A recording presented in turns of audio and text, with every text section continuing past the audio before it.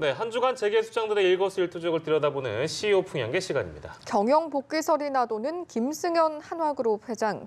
세금 탈루 의혹으로 시민단체로부터 고발당한 넥슨 창업자 김정주 대표 소식을 한상용, 이진우 기자가 전해드립니다. 김승현 한화그룹 회장이 경영에 복귀할지 재계에 관심이 쏠리고 있습니다. 배임 등의 혐의로 기소돼 선고받은 집행유예 5년이 오는 18일 끝나기 때문입니다. 한화그룹의 계열사 대표로 복귀할 수 있는 길이 열린 겁니다. 한화는 그동안 김 회장을 대신해 전문 경영인들이 계열사 경영을 맡아왔었죠. 한화의 공식 입장은 아직 정해진 것은 없다. 여론의 추이를 살피면서 법리상 제약 등도 고려해 보겠다는 말로 들리는데요. 하지만 김 회장의 행보를 보면 경영 일선에 복귀하는 쪽으로 힘이 실리는 분위기입니다. 작년 말 한화 에어로스페이스 공장 준공식 참석차, 베트남을 방문한 데 이어 올해 신년사도 직접 발표했죠. 지난달 청와대 초청 기업인과의 대화 행사에도 한화 총수 자격으로 참석했습니다.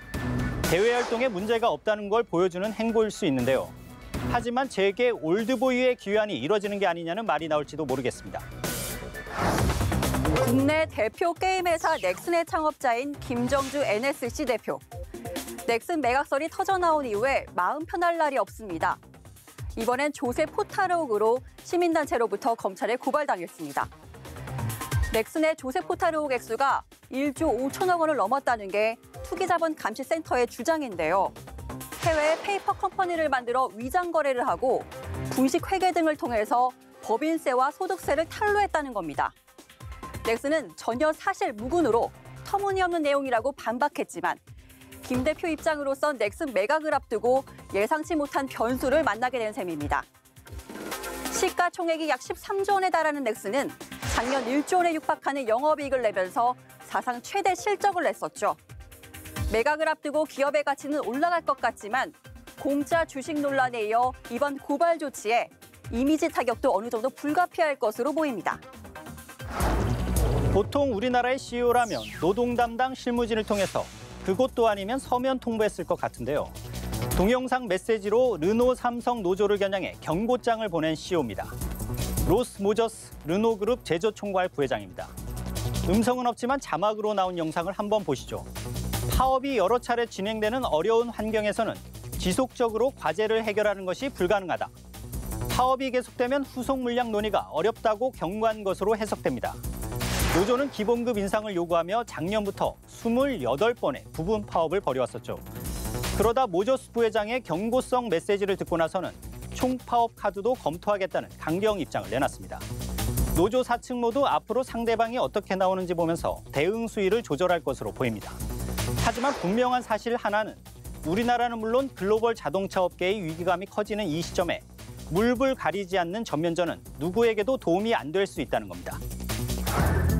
요즘 들어 글로벌 경쟁력을 자주 강조해온 이재현 CJ 회장. 새해 들어 첫 해외 방문국으로 일본을 찾았습니다. 일본에서 경영 전략 회의를 열고 현지 사업장도 방문해서 제3의 한류 열풍으로 찾아온 기회를 놓치지 말아야 한다고 강조했다는데요.